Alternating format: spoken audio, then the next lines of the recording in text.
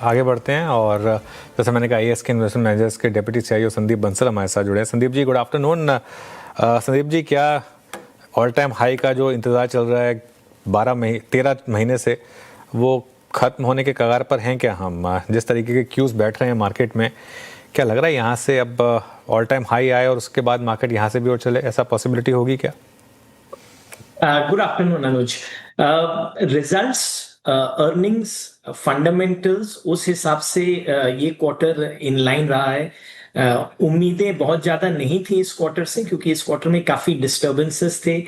US के tariffs थे, GST की वजह से डिमांड पोस्टपोनमेंट था, बारिश की वजह से भी काफी बिजनेसेस में इम्पैक्ट आया। फिर भी 5% के आसपास जो अर्निंग्स ग्रोथ थी वो डिलीवर की गई है। एंड कॉर्पोरेट्स ने आउटलुक जो है सेकेंड हाफ के लिए पॉजिटिव ही दिया है लार्जली। तो फंडामेंटल्स अच्छे हैं। लिक्विडिटी की बात करें तो हमने देखा है कि FIIs भी बीच बीच में वापस आ रहे हैं, डोमेस्टिक फ्लोस तो अच्छे चल ही रहे हैं, और सेंटिमेंट्स जो हैं वो भी अब इम्प्रूव होते दिख रहे हैं। US ट्रेड डील की पॉसिबिलिटी, जो इंक्रीमेंटल न्यूज फ्लो आ रही है, उससे लग रहा है कि एक आध महीने में पॉसिबिलिटी है कि ट्रेड डील हो जाए। प्लस कुछ एग्जिट पोल्स वगैरह के भी रिजल्ट्स आए हैं, कुछ स्टेट इलेक्शन के जो भी कंटिन्यूटी की और स्टेट गवर्नमेंट में इंडिकेट कर रहे हैं। So all in all setup बाजार के लिए अच्छा लग रहा है। सेकेंड हाफ में अर्निंग्स की रिकवरी आनी चाहिए। अच्छा बंसल साहब, US का शटडाउन से बाहर आना, रेट कट की प्रक्रिया वहीं चली रही है, लेकिन मेजर चीज़ थी वहाँ लीडरशिप क्या सोचती है। जो डोनाल्ड ट्रंप साहब के वीज़ा नियमों को लेकर जो सुर अब बदले हैं, जो उनकी टोन थोड़ी सी सॉफ्ट हुई है, उस पर IT ने एक बहुत सदा हुआ रिएक्शन दिया है, बड़ा मूव, एंड वो टेक्निकली बहुत वेटेज रखता है। आपका टेक क्या है? IT को कैसे ट्रीट कर रहे हैं आप इन 3-4 बदलावों के बीच में? सो वीरेंद्र, आपने जो बात कही वो सही है। IT सेक्टर, क्योंकि स्टॉक्स इतने गिर गए हैं, वैल्यूएशंस अब एक अट्रैक्टिव जोन में हैं आज के दिन। इंक्रीमेंटल न्यूज फ्लो अगर US के साथ ट्रेड डील होती है, कुछ वीजा रेस्ट्रिक्शंस वगैरह अगर इम्प्रूव होते हैं, तो क्या IT सेक्टर में एक ट्रेडिंग रैली आ सकती है? बिल्कुल आ सकती है। पर हमारा लॉन्ग टर्म और स्ट्रक्चरल व्यू उस सेक्टर पे उतना पॉजिटिव नहीं है। हमें लगता है कि US में डिस्क्रिशनरी डिमांड रिलेटेड कंसर्न्स रहने वाले हैं। लॉन्ग टर्म में जेन AI रिलेटेड कंसर्न्स भी हैं IT सेक्टर में। इस सेक्टर में हमारा अंडरवेट स्टांस है और हम उसी में बरकरार रहेंगे। ओके, PSU बैंकों ने बहुत शानदार रैली दिखाई है पिछले 3 महीने में, एक्चुअली इससे ज़्यादा से, और लगातार एक के बाद एक PSU banks all time high पर आ रहे हैं। बहुत लोगों का मानना है कि यहाँ अभी भी वैल्यूएशन कंफर्ट है। आपका क्या व्यू होगा?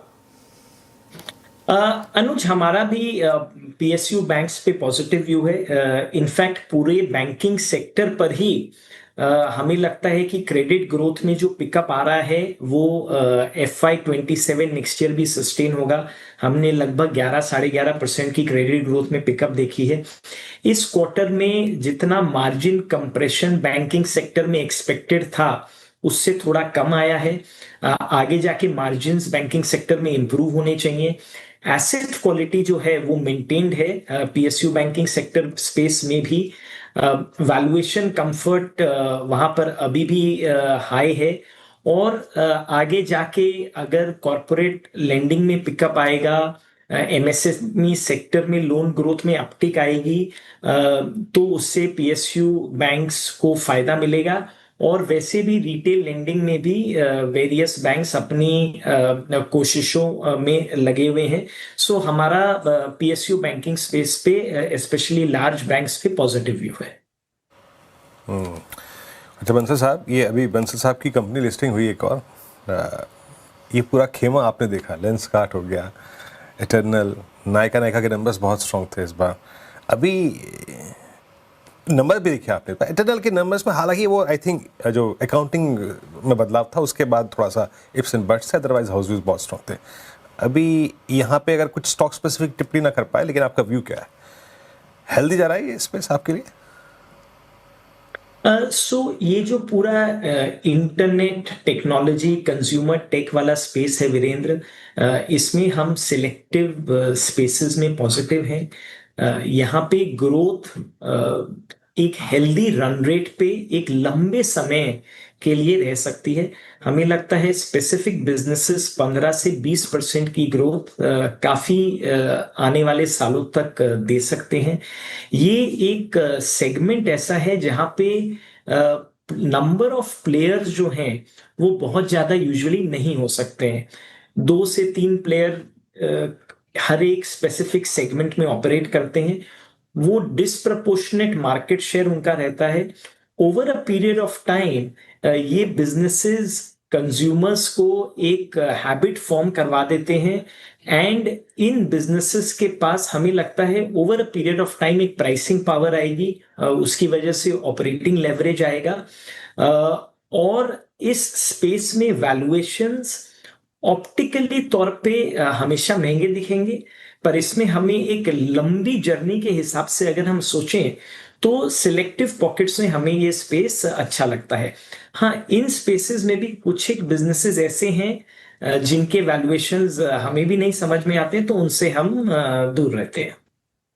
डिफेंस पर क्या व्यू होगा आपका? आज एचएएल के नंबर्स आए, मार्केट को थोड़ा पसंद नहीं आया वो नंबर्स, पिटाई हुई स्टॉक की, लेकिन यहाँ पर क्या व्यू है? स्टॉक स्पेसिफिक तो नहीं कमेंट कर पाएंगे अनुज, बट डिफेंस ओवरऑल अगर हम स्पेस देखें तो हमें ऐसा लगता है कि जो बिजनेस साइकिल है डिफेंस का वो इन फेवर है। लास्ट 2-1 सालों से जो स्टॉक्स हैं इस स्पेस में उन्होंने शानदार रिटर्न्स दिए हैं, पर हमें लगता है ये जर्नी अभी लंबी है और ये आगे कंटिन्यू रहेगी। गवर्नमेंट का फोकस इस सेक्टर में रहने वाला है because of what ever geopolitical situation हम ग्लोबली देख रहे हैं, अपने नेबरहुड में देख रहे हैं, तो ऑर्डरिंग इस स्पेस में अच्छी रहने वाली है। इस स्पेस में बिकॉज ये B2G सेक्टर है, एग्जीक्यूशन और मार्जिन्स एक आध क्वार्टर ऊपर नीचे हो सकते हैं, जिसकी वजह से स्टॉक्स में वॉलेटिलिटी रह सकती है। पर अगर हम 1 साल या उससे ज्यादा का व्यू लें तो हम इस सेक्टर में बहुत पॉजिटिव हैं। इसमें ऑब्वियसली कुछ एक स्टॉक्स के वैल्यूएशंस भी because of the run up जो लास्ट कुछ सालों में हुआ ऊपर जा चुके हैं, पर उसके बावजूद हमें लगता है कि एम्पल अपॉर्चुनिटीज अवेलेबल हैं और इसमें इन्वेस्टर्स। एक सेकंड में आ रहा हूं आपके पास। नेट एशियन पेंट्स के नंबर्स आ रहे हैं और पहला नंबर जो है स्क्रीन पर वो काफ़ी अच्छा लग रहा है और अब देखते हैं इसमें कुछ वन ऑफ है या नहीं है। संदीप जी बहुत बहुत शुक्रिया आज हमारे साथ जुड़ने के लिए। अब तो ये इस कॉन्वर्सेशन को यहीं एंड करना पड़ेगा। अभी जो नंबर्स आ रहे हैं थोड़ा एक बार उसको एनालाइज कर लेते हैं।